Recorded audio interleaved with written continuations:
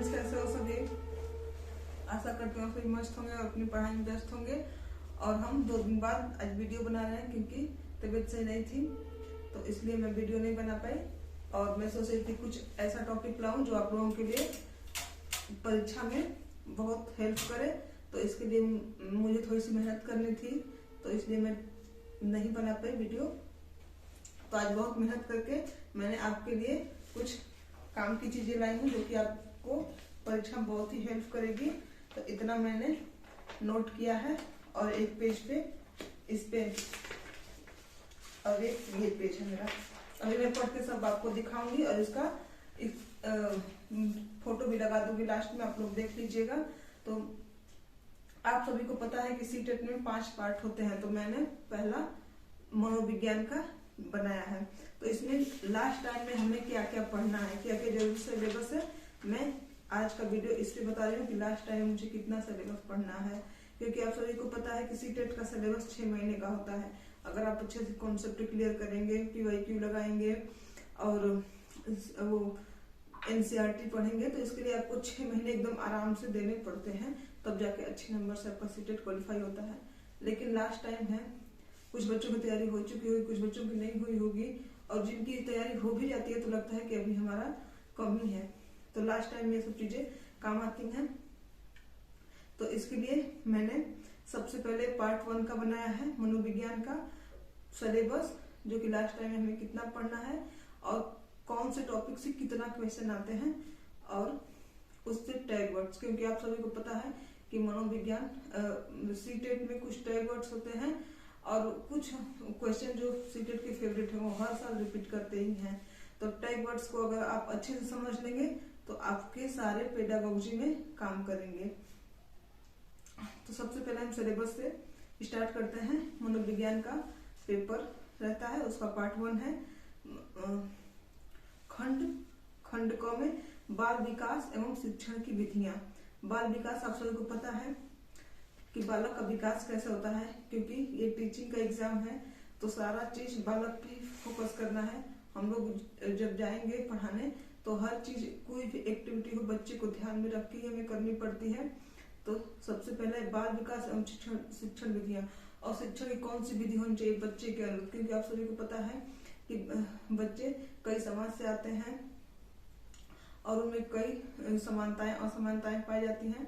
तो उनके अनुरूप हमें पढ़ना पड़ता है, देखना पड़ता है कि बच्चा को क्या जरूरी है और उसे कौन सी शिक्षण विधियां लागू करनी चाहिए। आप लोग पढ़े होंगे शिक्षण विधियां कितने प्रकार की होती हैं, इसमें बहुत सारे टॉपिक हैं। अभी मैं इतना एक्सप्लेन नहीं करूंगी तो वीडियो बहुत लंबी बन जाएगी। तो इसका खंड क, आप सभी को पता है कि मनोविज्ञान पहला खंड है सीटेट एग्जाम का, और उसमें भी खंड क है। एक आएगा सीधे सीधे क्वेश्चन और एक आएगा 15 नंबर का पेडागोजी।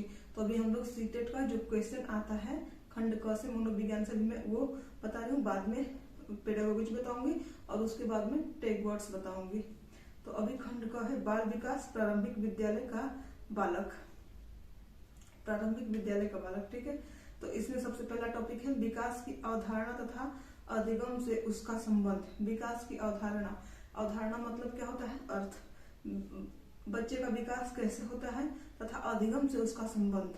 अधिगम मीन्स क्या होता है, सीखना, और उसका संबंध यानी कि बच्चे के विकास से और सीखने से क्या संबंध है, हमें ये पढ़ना है। अगर आपने नोट्स बनाया है तो इसको अच्छे से पढ़िएगा। प्रीवियस ईयर लगा रहे हैं, इससे आने वाले क्वेश्चन को ढंग से करिएगा एकदम अच्छे से, और यूट्यूब पे आप इसको सर्च भी कर सकते हैं, आ जाएगा आराम से। फिर सेकंड है बालकों के विकास के सिद्धांत। विकास के सिद्धांत अलग अलग मनोवैज्ञानिक हैं, उनके नाम के साथ हमें याद करना पड़ता है। कि कोई कहता है कि विकास के सिद्धांत पे आप पढ़ेंगे, तो कोई मनोवैज्ञानिक कहते हैं कि बच्चा जन्मजात भाषा लेके आता है, तो कोई कहता है नहीं 5 साल पे उसकी भाषा आती है। मतलब ऐसे ऐसे सारे सिद्धांत में, बस सिद्धांत नहीं बता रही, बस एक एग्जाम्पल दे रही हूँ आप लोगों को कि सिद्धांत में अलग अलग मनोवैज्ञानिक आएंगे और उनके अलग अलग मत आएंगे, तो उनके अनुसार हमें पढ़ना पड़ता है। फिर अगला है अनुवांशिक और पर्यावरण का प्रभाव। अनुवांशिक तो पता है कि जो माँ बाप से गुण हमें मिलते हैं उन्हें अनुवांशिकता कहते हैं, और पर्यावरण का प्रभाव, और बच्चे पे पर्यावरण का प्रभाव, यानी कि अगर कोई बच्चा गया है स्कूल में पढ़ने तो हम पहले उसको ऑब्जर्व करते हैं कि इसकी आनुवंशिकता यानी कि इसके घर के नियम या फिर किस तरह से बिहेव कर रहा है, तो वो चीजें 50% उसके आनुवंशिकता से आती हैं और 50% उसके पर्यावरण से आती हैं। यानी कि जब बच्चा स्कूल रहता है तो उसे वहाँ पे पर्यावरण मिलता है, सीखने का वातावरण मिलता है, तो वो चीजें भी उसमें इंक्लूड हो जाती हैं। और कोई बच्चा अगर रहेगा उसमें कितना विकास हुआ है, तो उसका हम लोग अंदाजा लगाते हैं कि 50% इसके माँ बाप से जुड़ा है, 50% ये जिस माहौल में रह रहा है। अगर उससे पढ़ने को भेजेंगे तो पढ़ाई वाला माहौल मिलेगा, कहीं और भेज देंगे कुछ और कार्य में तो वहाँ का उसको माहौल मिलेगा, तो उसके विकास में पर्यावरण और वातावरण और आनुवंशिकता का 50%, दोनों का 50-50% रोल रहता है। अब अगला है सामाजिकरण प्रक्रिया, सामाजिक विश्व और बालक। सामाजिकरण का मतलब होता है कि जब बच्चा घर से बाहर निकलता है, 2-4 लोगों से मिलता है, तो सामाजिकरण, समाज मीन्स क्या होता है, समाज, और करियर कि उसका सामाजिकरण हो रहा है, वो समाज में अब आगे की ओर बढ़ रहा है। फिर इसके बाद है पियाजे, कोहलबर्ग और वाइगोत्स्की। और भी हैं मनोवैज्ञानिक, लेकिन ये 3 मनोवैज्ञानिक मेन हैं जो कि हर साल आते हैं। पियाजे हैं, बहुत ही अच्छा इनका सिद्धांत है, पढ़ने में बहुत मजा आता है। कोहलबर्ग है, वाइगोत्स्की हैं, निर्माण और विवेचित संदर्भ। इनके सिद्धांत को याद कर लेना है, PYQ देख लेना है कि किस टाइप से इनके सिद्धांत से क्वेश्चन बन रहे हैं। अगला है बाल केंद्रित और प्रगामी शिक्षा की अवधारणाएं। बाल केंद्रित, आपको पता है कि आजकल जो भी नियम बनाए जा रहे हैं बच्चों को पढ़ाई के लिए, तो वो बाल केंद्रित है, शिक्षण के टीचर केंद्रित नहीं है, बाल केंद्रित। जो भी शिक्षण आजकल हो रहे हैं स्कूल में, बच्चे को ध्यान में रख के उसी के अनुरूप संशोधन हो रहे हैं आजकल की पढ़ाई में, और बच्चा किस तरह से आगे बढ़ेगा उसको केंद्र में रख के हमें कोई भी एक्टिविटी करनी है, कोई भी नियम लागू करना है, कोई भी नया रोल लाना है हमको स्कूल में, तो बच्चे को केंद्र में रखना है, फिर देखना है कि कितना सही रहेगा कितना गलत, उसको कहते हैं बाल केंद्रित। अगला है बौद्धिकता के निर्माण का विवेचित संदर्भ। बौद्धिकता वही बुद्धि वाला के निर्माण का विवेचित संदर्भ, कौन सी एक्टिविटी कराएं कि बच्चा ज्यादा सक्रिय रहे और उसके बुद्धि का निर्माण हो। बहुआयामी बौद्धिकता, इसमें भी सिद्धांत है बहुआयामी में। अगला है समाज निर्माण के रूप में लिंग भूमिकाएं, लिंग पूर्वाग्रह और शैक्षणिक व्यवहार। समाज निर्माण के रूप में, यानी कि समाज का जो निर्माण हो रहा है उसमें लिंग आपको पता है कि 2 प्रकार का होता है लिंग। वैसे हिंदी में 3 प्रकार का होता है, कोई लोग 3 पढ़े होंगे, और बाकी ऐसे नॉर्मल हम लोग 2 प्रकार के लेके चलते हैं। तो मान लीजिए समाज के निर्माण में लिंग की क्या भूमिका है। जैसे होता है ना, आप लोग सीटेट में ही पढ़े होंगे कि अरे लड़का होकर लड़की की तरह रो रहा है, ये भी आता है क्वेश्चन। NCERT में पढ़े होंगे कि लड़का होकर लड़की की तरह रो रहा है, यानी यहाँ पे क्या है, लिंग पूर्वाग्रह है। बच्चों को छोटे से ही सिखाया जाता है लड़कों को कि तुमको रोना नहीं है, तुम मजबूत हो। लड़कियां रोने लगती है, अरे ठीक है लड़की रो रही है, तो इसी को कहते हैं लिंग पूर्वाग्रह। कुछ कार्य ऐसे होते हैं जो सिर्फ लड़कियों के लिए बनाए जाते हैं, कुछ कार्य ऐसे होते हैं जो लड़कों के लिए, लेकिन ये गलत है। अब कोई पूर्वाग्रह नहीं रखना है, लिंग में सब समानता है, हमें अब आज के शिक्षा के अनुरूप सबको समान लेके चलना है। तो वही लिंग पूर्वाग्रह से क्वेश्चन आते हैं, कुछ ऐसे कार्य दे देगा, फिर कुछ भी दे देगा, तो उसमें लिंग पूर्वाग्रह बताया कि इसमें लिंग पूर्वाग्रह क्या है। ऐसे जब आप लोग सेट पेपर लगाएंगे तो उसमें देखेंगे आप लोग। तो लिंग पूर्वाग्रह का मतलब ये होता है कि कुछ धारणाएं लड़का हो या फिर लड़की हो पहले से चली आ रही हैं, तो उसको लिंग पूर्वाग्रह कहेंगे। अब अगला है शिक्षार्थियों के मध्य वैयक्तिक विभेद, भाषा, जाति, लिंग, समुदाय। देखिए क्या है, शिक्षार्थियों के मध्य वैयक्तिक मत विभेद। आप लोग टीचिंग करने गए होंगे BEd या फिर BTC में, तो वहाँ पे अगर एक क्लास में 40 बच्चे हैं तो वहाँ पे वैयक्तिक विभेद भी पाए जाएंगे।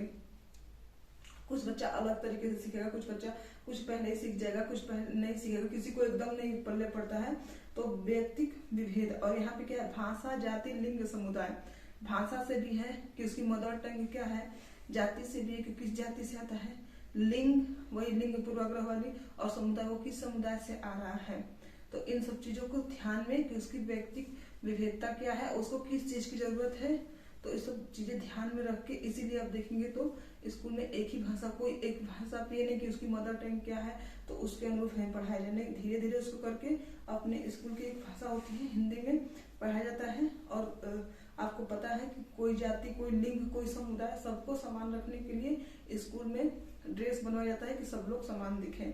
तो बस इसी को, व्यक्तिक विभेद को मिटाने के लिए ड्रेस हो या फिर पढ़ाई हो, सब कुछ हमको एक समान करना चाहिए। अगला है धर्म आदि विविधता पर आधारित विभेदों को समझना, वही है अगला।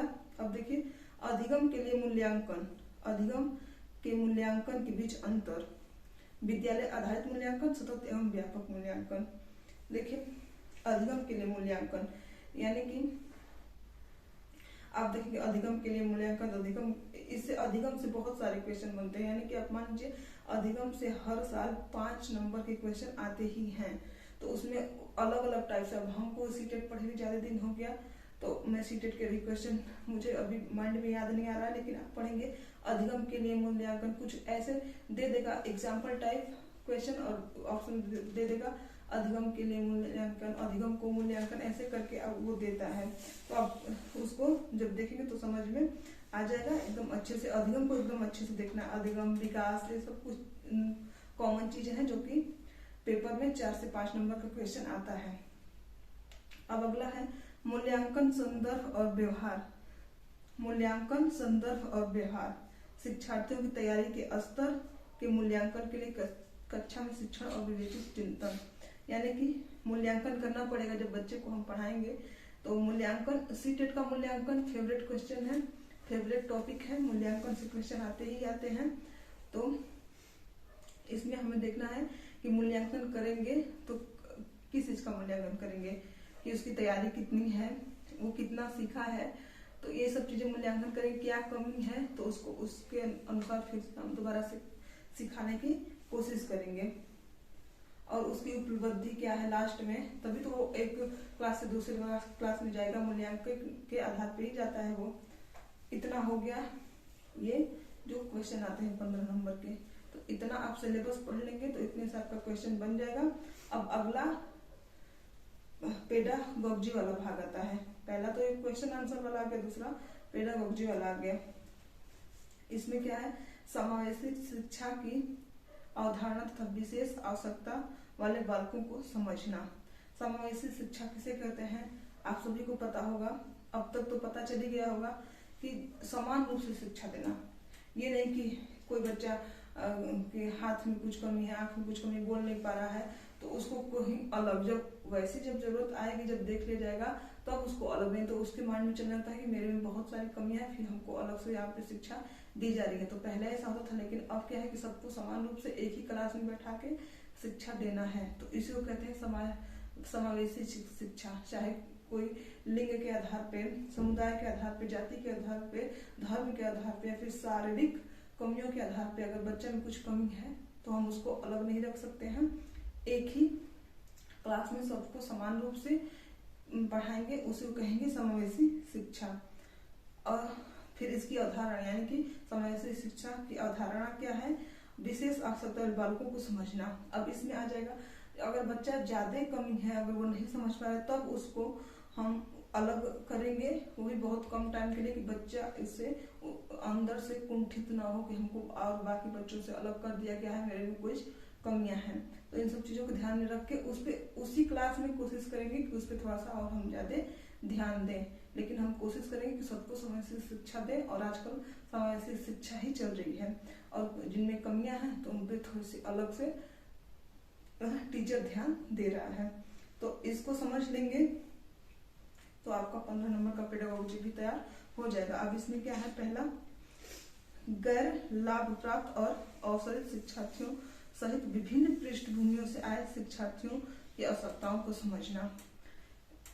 पेडागॉजी बहुत ही आसान होता है, बस एक बार आपको अच्छे से देखिए, विभिन्न पृष्ठभूमियों से आए, विभिन्न पृष्ठभूमि से हम लोग भी पढ़े हैं, तो कुछ लोग अलग अलग रहे, कोई शहर के रहता है, कोई देहात के रहता है, किसी के घर में ज्यादा, जब अगर लोग पढ़े लिखे हैं तो देखेंगे तो उस घर का बच्चा भी थोड़ा सा तेज रहता है पढ़ने में। कुछ लोगों के घर में कम शिक्षित लोग रहते हैं तो वो थोड़ा सा कमजोर टाइप का रहता है, फिर बाकी सब को समान रूप से शिक्षा दी जाती है, फिर सब आगे चल के बराबर आ जाते हैं। तो ये सब बस समझना है।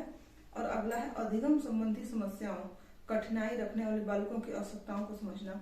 अधिगम संबंधी, वही अधिगम इन सभी में बताया है कि सीखना, संबंधित समस्या, यानी कि सीखने में उसको क्या समस्या हो रही है, तो उस समस्या को, उस कठिनाई को, बालकों की आवश्यकताओं को, उसको किस चीज की आवश्यकता है, तो यही सब समझना है अच्छे से ध्यान में रख के, और अपने सिलेबस को तैयार करना है। इससे इतना हम मेहनत किए आप लोगों के लिए। अगर वीडियो अच्छी लगे, मेरी मेहनत अच्छी लगे, तो आप लोग वीडियो को लाइक कर दीजिएगा।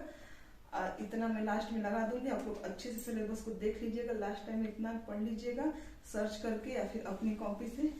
और अभी हम बताएंगे इससे बनने वाले टैग वर्ड्स, मैंने उसे भी एक दूसरे पेज पे नोट किया है। ज्यादा तो टैग वर्ड नहीं है, लेकिन इतना भी अगर आप कर लेंगे तो आराम से आपका, जितना मैं अभी बताई हूँ और इसको जितना बता रही हूँ, आराम से आपका 30 में 25 तो हो जाएगा। मैं ज्यादा फेंकूंगी नहीं कि इतना कर लो 30 में 30 आ जाएंगे, लेकिन एकदम ध्यान से पढ़ेंगे तो आपका 30 में 25 नंबर तो कहीं नहीं गए हैं। अब अगला टैग वर्ड्स।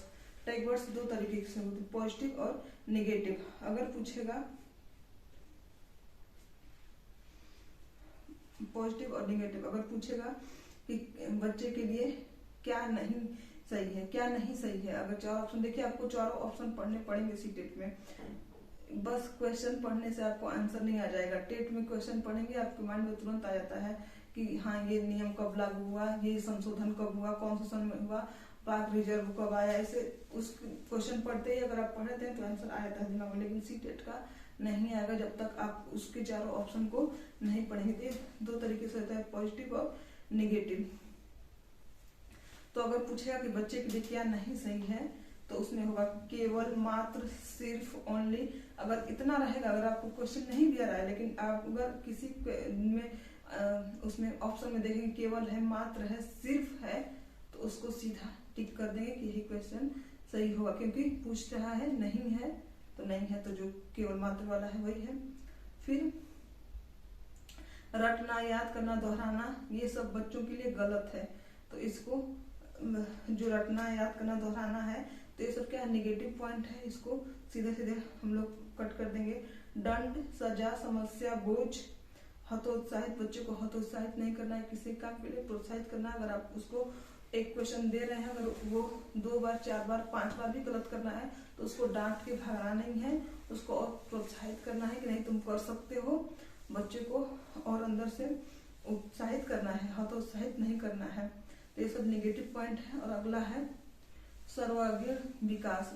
हमें ऐसी शिक्षा लानी है कि बच्चे का सर्वांगीण विकास हो, यानी कि चारों तरफ से विकास हो, बौद्धिक विकास, शारीरिक विकास।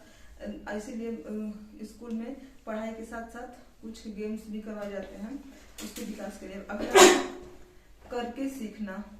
हमें कुछ ऐसी एक्टिविटी लानी होती है कि बच्चा जिसमें करके सीखे, अपने से करके सीखे। हस्तपरक कला, अपने हाथों से, अपने बुद्धि से, अपने अनुभव से करके सीखे। फिर अगला है सम्मान, लगाव, प्रोत्साहन, जिज्ञासा। सम्मान, लगाव, प्रोत्साहन और अगला जिज्ञासा। बच्चे को जिज्ञासु बनाना चाहिए सीखने के लिए। तो बस हो गया जरूरी टैग वर्ड्स। अभी मैं इतना ही कर पाई हूँ जल्दी जल्दी में। अब आगे से सोचूंगी कि जो अगला खंड है उसके लिए मैं और अच्छे से मेहनत करूं और ऐसे ही टैग वर्ड्स और लेके आऊं सिलेबस। तो आप लोग इसको ध्यान में रखिएगा अच्छे से। आप लोगों के लिए ये चीजें बहुत मदद करेगी, हेल्प करेगी आपको। तो वीडियो को लाइक कर दीजिएगा। मिलते हैं अगले वीडियो में, तब तक के लिए बाय। आप लोग अपना ध्यान रखिए। Bye, take care.